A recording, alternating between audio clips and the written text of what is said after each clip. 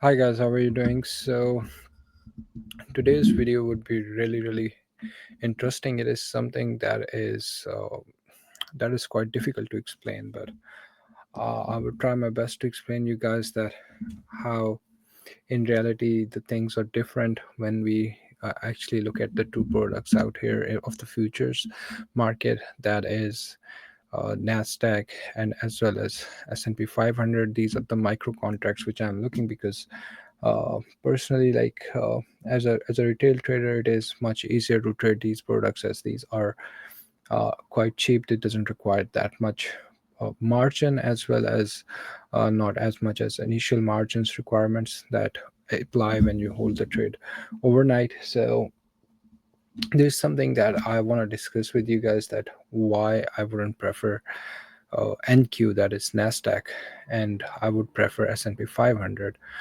because there are different kind of reasons I would be going out and explaining you guys. Number one thing which I want to actually highlight is this is like the Friday's data, which I've shown on the screen right now. This is like Friday 16 down there on ES, and as well as on NQ it's like Friday 16.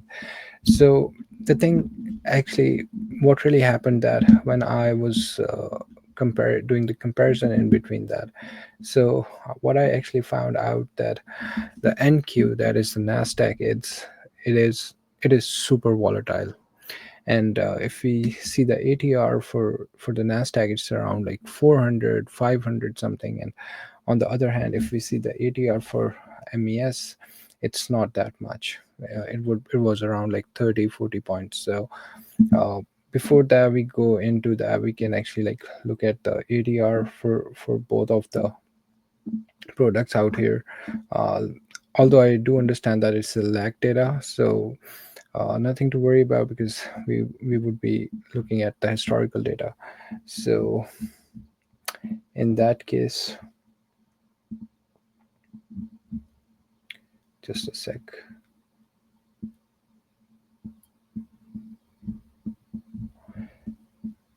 So if we actually start looking around here, that is Friday 16th close, and it would be here on, yeah, let's move it to the daily as well. So if we check it around here on Friday 16th, the the ADR is, we need to open it fully and open this,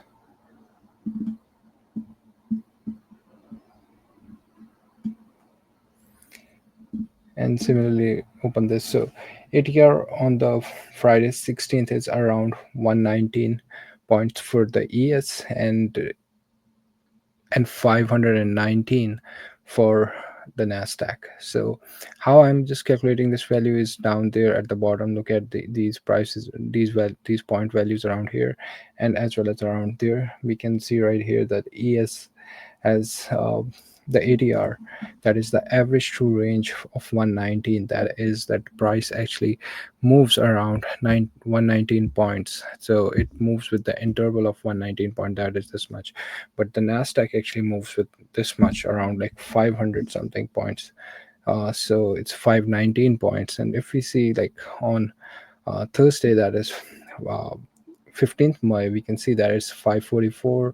And similarly, on the big huge volatile day, it almost reaches around 600 points as well. So on the big day, like on Monday 12th, it's 139 points. So this is something which I want to actually point you guys out, that Nasdaq is super volatile. And what actually it means by that is that the point value of the Nasdaq is really smaller than ES. So now if we zoom in and look at around like 5 minutes, let's jump into the 5 minutes charts, and let's close this ADR right here. And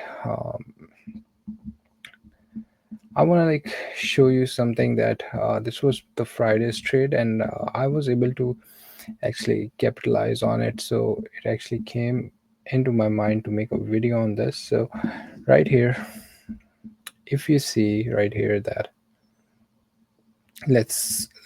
For example, let's imagine that uh, we took a trade around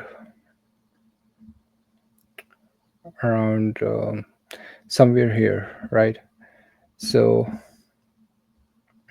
it's 11 o'clock. Let's make it, it's 11:10 right here. And let's jump on the 15 minutes chart. It would be more easier in the price action side.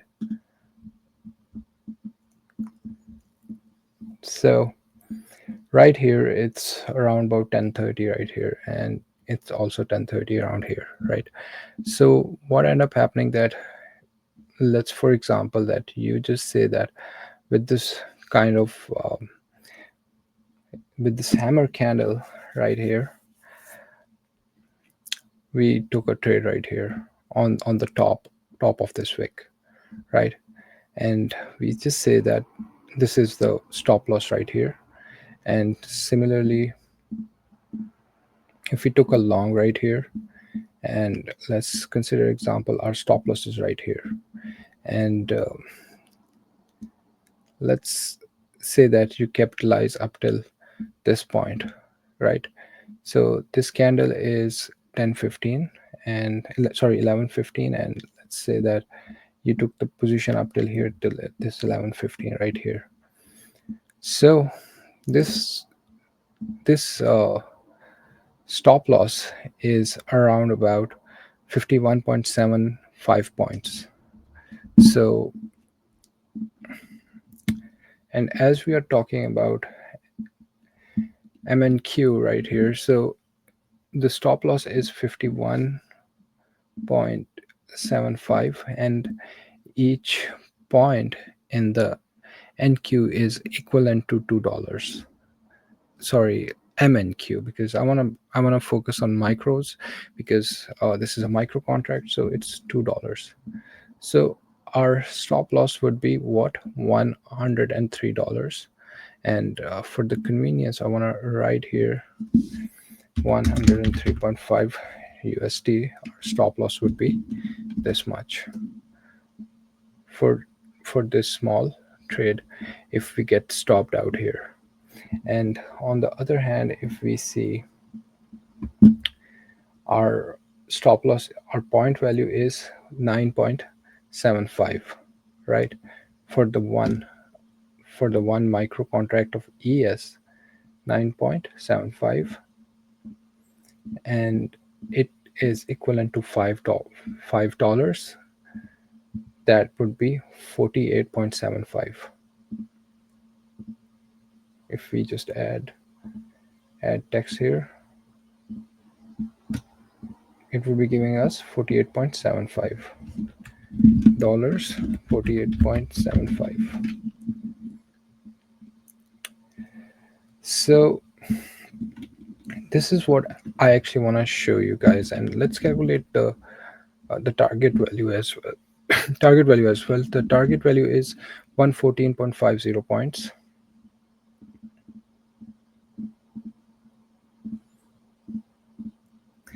So we would be making around $229 around here.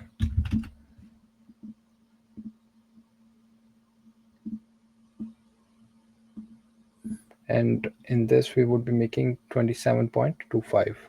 So 27.25 into 5, $136.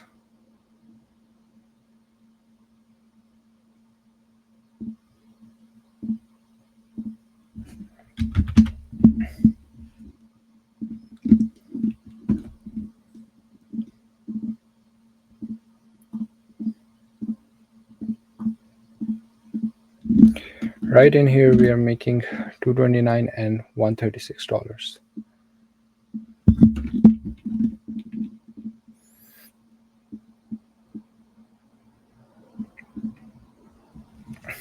So the thing is, guys, what I want to tell you guys that this is not a big move. As a retail trader, you can't. There are people who do have that amount of money to actually lose 103, but mostly when you just like trade with Nasdaq, sometimes the candles are really big, and in that case this 103 can be a problem, that it can even go to 200, or sometimes most people would, who just like start working and continuously in this process, they would start taking a bigger size as well. So that would get really really problematic. Like for example, if this is 51.75 right here, 51.75 here, and you just start, for example, you just took like two lots here, that would be equivalent to $4, then it would be $207 stop loss right here. But on the other hand, if we just, if we just took like 9.75 into 10, it would be just $97 in that case. So Nasdaq can move your PNL on a per trade basis to a really big changes, and that can be really really difficult for a retail trader to specifically absorb that. So this is what I actually want to highlight, that although these moves are quite similar and these moves are same, but the point value in the Nasdaq is really small, and in that case it can really affect your accounts. Secondly, I also want to share you with you guys something that is different, which you wouldn't actually look at on the other side, that the price action on both of these indices are different. So Nasdaq is quite more volatile. The VIX uh, formation is sometimes really really difficult to actually capture, because for example, there, if there is a demand zone right in here, so price most probably would be going down and then coming back. So Nasdaq, the levels are respected, but they just kind of like push you to the max level that you close your trade, and then price would be turning around, because the technology stocks are quite volatile. There are like certain changes that actually at, that can actually impact your PNL, because like see the technology stocks out there, they are like, if the Nasdaq is known, also known as like uh, tech 100 stocks, because it shows like the 100 stocks PNL, and their performance actually is incorporated in Nasdaq at that moment. So when it comes to these kind of stuff, there are a lot of abrupt changes in the Nasdaq. So that's why we can see like big wicks development that can actually happen in Nasdaq. But on the other hand, ES is quite safe, because the levels are respected. It is most overly traded index fund that is out there, and there are like um, a lot more players in uh, S&P 500 rather than on the Nasdaq. So I hope like this idea that I've shown you, that although the trades are same, the levels which I've marked right here is the same, the time is same, that is 10:30, that is 10:30 right here, but the point value of the Nasdaq is 51.75 points, but on the other hand, ES, it is only 9.75 points. And you do have like more potential to actually save, and save yourself from the abrupt changes that actually pops up. So now, although the price action is different, you see that how the Nasdaq actually came down a lot more. And if we actually like look at the fib, that it came around about like 78% down there by the retracement. But on the other hand, on ES side, the retracement would not be that big. It would be like more around, you see 38% of the retracement that actually happened right here. But on the Nasdaq, it is 78.6%, because it is quite more volatile. But on the other hand, like of course, if they wanted to like keep it up there, they wouldn't let the prices fall down like that. But on the Nasdaq, the algorithms and like the things that are acting acting behind it actually pushed the prices really on the downside. So although I do understand it is a beneficial thing for many of the people out there who are like trading, they would say that it's a good thing that it is volatile and it moves really good. I do understand that volatility and momentum and volume is something that is really necessary every day to trade, but uh, your P&L can get really under pressure when you just start constantly losing money on the Nasdaq. So let's jump and look at the different kind of price actions out there, because these boxes which I have highlighted basically shows the New York session, that the opening bell of New York, that is around 9:30 and till the noon around like 12:30. That's what is actually shown in these boxes. So let's compare the price action. So you can see right here that how the Nasdaq actually opened at the 9:30 with the bell, and when the NYC opens. And of course, like these indices are traded based on like the momentum that we can actually see in the NYC with the opening bell. So the idea here is that at 9:30 the price opened around here and pushed the prices up there and then came back down there. And right here we can see that the prices went up, came back down there. The opening price is around here and the closing price is a little bit on the down there, right? So it made enough sense that prices can be pushed on the downside, but this is not a good sense, because as the prices opened around, came back down there, prices pushed on the downside like that.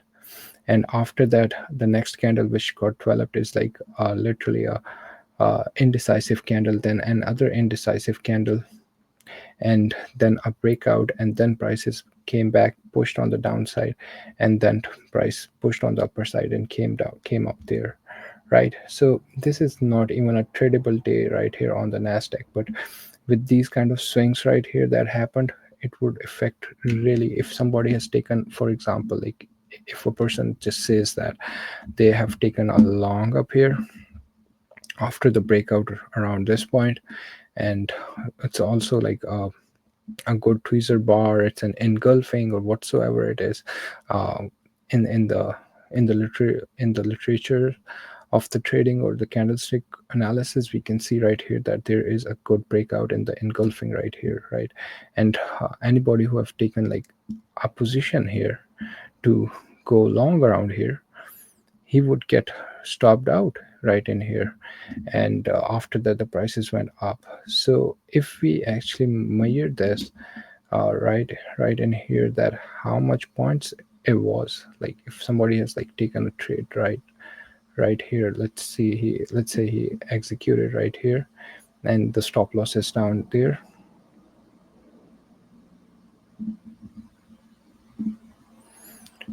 or stop loss, we can make the stop loss a little bit bigger right here, right? And this is like a 15 minutes bar which we are looking at is 52.25, right? So it would cost you uh, around about $105, $104, 4.5. On the other hand, if we see right here that 1045, 1045, we can see a clear sense that it is not engulfing right here. But on the other hand, we can see that there is a good amount of breakout, although I do understand that the closing is not as great, but still it's a good sign when you are just like trading and you understand that the market has just opened around about like at 9:30 and 10:45. Of course, like you're ready to like day trade, so you would actually try to take this position. But this big bar, and if the prices was supposed to go on the upper side like that, it should have had made this bar like that. But in order to like due to the volatility, we can see right here that the prices came back down and stopped everybody out. So I do understand that this is a big move that actually happened, but it is a clear stop out that has happened. But in Nasdaq, you wouldn't be able to actually hold this because your P&L would go a lot more. So for example, if somebody take a trade around here as well, let's see, because this shows like a clear indication that it wasn't a trade, but in Nasdaq it was kind of a trade that was worth a little bit for risking the money. And if we just like see that we're going to lose around 12.25, and it would be, if we multiply 12.25 into 5, we can see it would be costing us around like 61 bucks in here, which is manageable when you're trading futures as a retail trader. But on the other hand, if we're going to be like risking exactly like 52.25, it would be costing us around $104.5. So this is like a difference in the price action that actually forms, because this is what I want to like tell you guys, that there are more wicks formation, there are more formations of the level that that can really impact your trading. In that case, let's look at this example right in here, because we are talking about like we are looking at 15 minutes charts right now, but when you're working in day trading you are supposed to look at 5 minute charts, because you do have like a small span of time, because you might be working like 3 hours continuously with the full zone and full momentum, so you might like take more positions out there. So let's see like how the reaction actually happened up here, that this is like 10:15 right here, and this is 10:15 right here, and we can see that the prices actually went up, kind of like formed formed a weakness here, and then we can see this candle happening that actually showed more strength of more weakness, that prices can actually go down. But the idea was that, of course, it is a bullish bar, so it's a small pullback, and prices continued on the upper side. But looking at this price action right here, we can see that this is a good point to even take a trade like that, and getting yourself stopped out in here, or maybe up there as well. Like for example, if somebody has like taken a trade around this point, and in a thought that the prices can go on the downside, prices actually went up, you can get stopped out here. It wouldn't be much of a big loss right in here. But on the other hand, if we see, if somebody has taken a trade, first of all, he wouldn't be able to take a trade right in here, but he would be able to take an a confirmation trade right here, because of course like this is a good amount of rejection that happened from this point to this point, making an inverted hammer. But still you can see that it is closing bullish right in here, but this is literally closing on a sell side right here, aiming that there could be a supply zone up here. So you took a trade, you got stopped out right in here. But for this move you can get also stopped out here, but most probably like people would be waiting for this move around here, and you see how big the candle has developed around here. So which shows that there is more volatility in Nasdaq right in here. So let's look some more decent examples.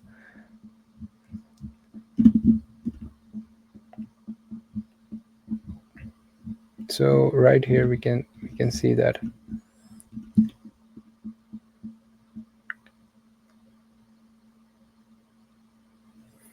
so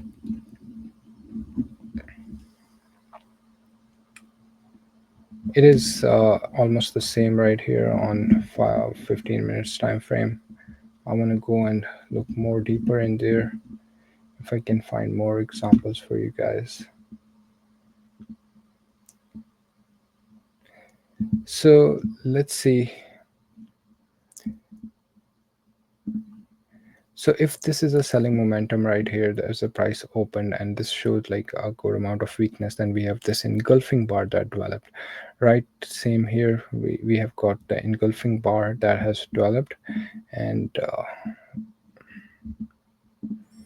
of course, like after this type of move, any sort of pullback could be a potential opportunity of pushing the prices on the downside. And because when you're day trading, you are looking at these small pullbacks and hoping for the continuation after this type of supply volume happening around here. And you see right here that prices actually stopped down there, prices went up.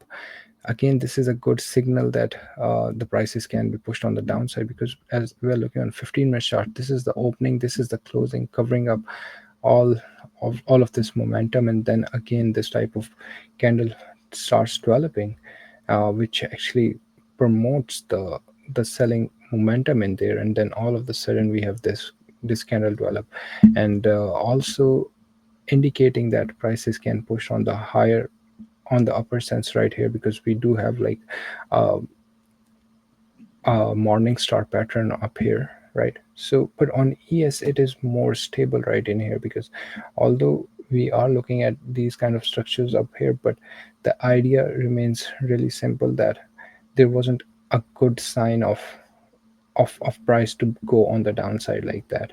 We can see that the candles are quite stable. There was not much of a fake noise structure out here, as we can look at right in here, that similarly the price went down, like went up, and prices can pushed on the downside either like till this point. But in ES we did got like a good amount of uh, non-confirmatory candles out here, which actually shows that the prices are going on the sideways structure. And then of course like there was a fake breakout, and then prices went on the downside, and of course there's a fake breakout and prices went on the uh, a little on the downside. But on ES the prices actually came back down there after making this move. And for Nasdaq the prices took a little while to come down there, and went more on the sideways, kind of like creating more, trying to generate more liquidity from the retail traders out there as compared to the ES. So this is the thing. And for example, like if somebody like wants to take a breakout trade around here, of course like more prominent breakout trade was in here. Although I understand that I am talking right now against a trend, but the thing is really simple, that when you're day trading you have to actually look on both sides. So let's take for example that you are taking a loss right in here, right? You took a trade right here, and your stop loss is down there. This is your stop loss. This is, guys, 68.25 points. But on the other hand, if we are looking at ES right here, if somebody took a buy trade around here against the trend, because we did have like a supply zone around here, so, and he focuses on getting stopped out around here in hope that prices would be pushed on the upper side, he would be losing 17.75 points, and here he would be losing 68.25 points. So 68.25 points he's losing. And for example, he has taken like two lots in here, because of course we have to like increase our size with time. And if a person is using like $4 per pip, he would be losing $273 right on the spot. And on the other hand, 75.75 into 5, it's only 88 bucks that would be lost. So you can see right here that how big the $275 is, just losing in 15 minutes right here, just on a small move. But on the other hand, it is quite bigger, because when you would be started trading Nasdaq with this kind of, and you start losing this kind of money, you would be of course forced to go on even more lower time frames, like on a 1 minute chart, 3 minute chart, and even on 5 minute chart or 10 minutes chart, whatever the time frame which you would be looking at, because you would want yourself to get stopped out more quicker. And on ES on the other hand, you can give market a little bit uh, of a space between your entry and stop loss, so that it can actually show its hands properly, so that you should know that you would get stopped out. So I hope it makes a little bit of a clarity out there, because I do understand that it is something that comes more when you just like give a deep dive into it and you just experience yourself. But as a retail trader personally, and uh, and looking at the other retail traders, I do understand that the personalities are a bit different. So now, just for an example, this could be the last example. I want to show that how extended the price action looks in here. You see that if the prices are pushed on the downside, and if somebody wants to like push take a long position in here, and if we get induced or like seduced by the market to take a long position up here, right? So of course, for sure, he would be stopped out around here, and in ES he would be stopped out as well. But the thing is that how deep the candle went, how much more the candle went, like let's compare the wicks around here, and it will give you a better idea right here. So see, if the prices are down there, you can see right here the wick is right in here, right around, um, it's on the half of like this wick, half of this candle of wicks. We can see the wick is right here, and on the other hand you can see right here that the body is even going on the downside, which can actually show that the prices could have like moved more further on the downside. Here the closing of the body is also on the downside, but it's still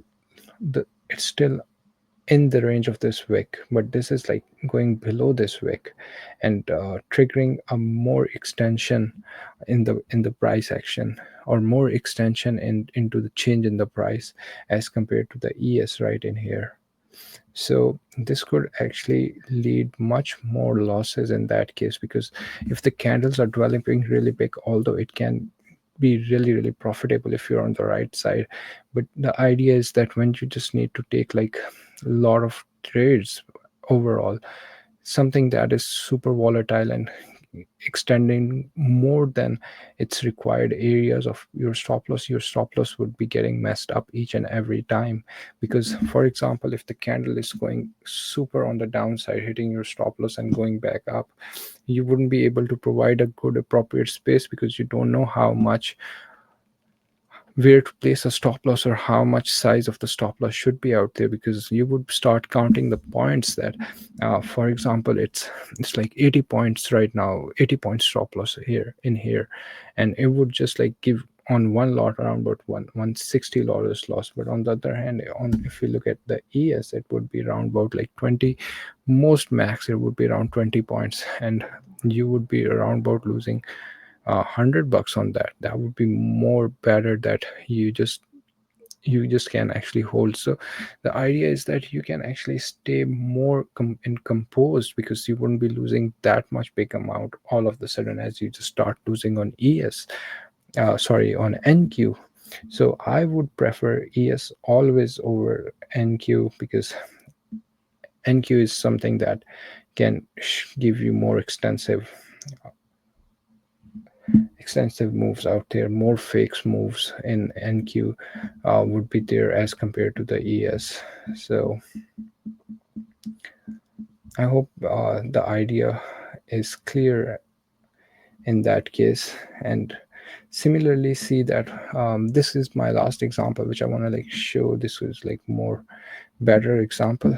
uh, let's say for example the prices actually came back down. You got induced right in here, thinking that this could be a good reversal pattern around here.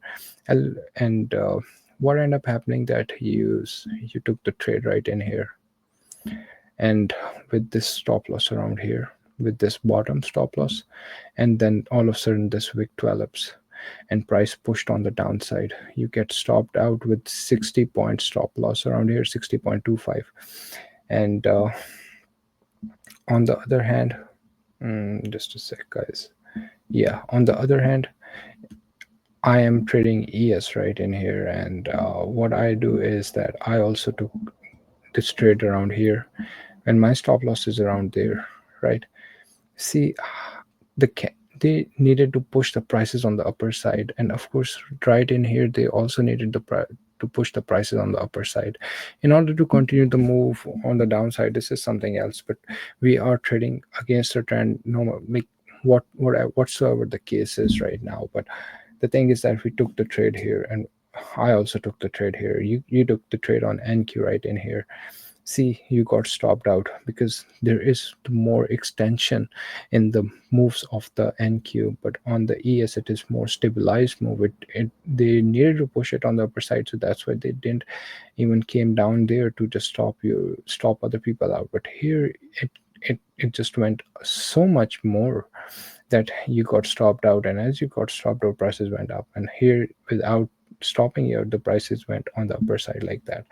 So the move is around about 16.25 points, and on the NQ it's around about 60.52 points. And when you're looking at this huge moves in the points, it's around about like 60.25.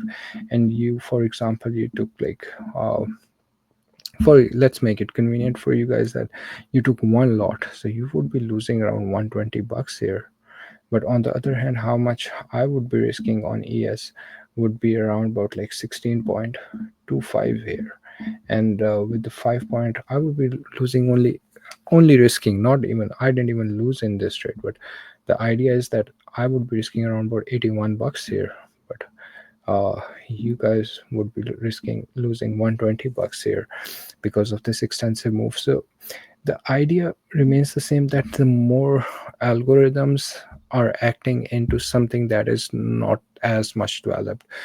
I mean to say that the technology stocks can are more on the side of the service providing industry, while S&P 500 includes the top 500 companies. Although the portfolio is bigger, the companies are also like service, manufacturing, or any sort of like uh, big big companies out there. But on the technology side, there could be more drastic changes, there could be more algorithms acting, there could be more fundamentals that could act more on NQ rather than on ES. And secondly, the point size for the NQ is also more smaller as compared to ES. So similarly, guys, there are like other products out there as well. For example, Russell 2K, uh, and Russell 2K is around about also $5 per point. So if somebody actually like took a trade around here and keeping the stop loss down there, so it's around about 5.9 points. And 5.9 points, if we multiply by 5.9 into 5, it's around about like 30 bucks. So it is more slower, more convenient even to trade. But the idea is like Russell's 2K has like if we look at the index of the Russell 2K, it is more on the side of like a smaller 2000 companies out there that can be a different thing in when you're just trading, because they would be getting impacted in a different sense. So, and similarly when it comes to like Dow Jones, it's it is also quite fast, and it moves also like really fast. So it is around about uh, I guess zero point 0.5 points per point, $0.5 per point. And if you just place a stop loss, the stop loss is like 106. So it is also like a big fast mover. Dow Jones 106 into zero point 0.5, it would be around about like 53. So still like a little bit tradable in that case. And the idea comes here when you compare it with the Nasdaq right in here. Nasdaq is like a different game. It's a different world out there. So I wouldn't prefer Nasdaq in any case. And when it comes to gold, gold actually trades on zero point 0.1 uh, 1 points, and it is a different math behind it. Like for example, this is like 127 ticks, that is equal to like $127 out here. But it's a different it's a metal, and of course I understand that the calculation is different, but still like the most best thing to trade that could be like your bread and butter is more on the side of ES rather than Nasdaq. So I would prefer ES over Nasdaq. It would be much better for me to like slowly lose the money, or it would be much better to me have a controlled price action as compared to like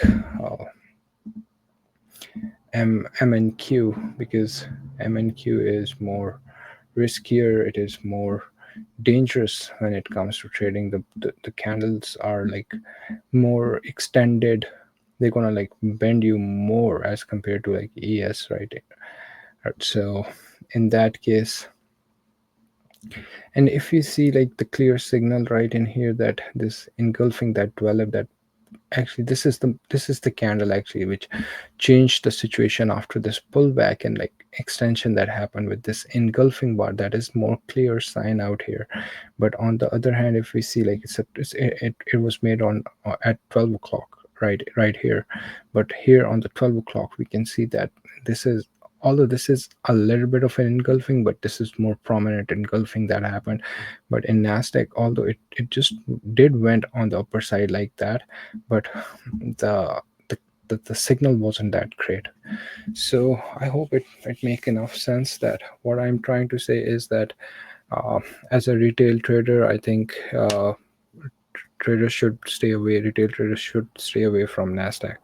Although it could be more profitable, but it would bend you to the level that it can give you extreme drawdowns. So this was the point of the video. And if you need more guidelines about it, and if you want me to like make more videos on the calculations and how it's done and how things are specifically Nasdaq, I can actually explain you more. But remember guys, to trade the ES, that would be more safer for you guys. So take care.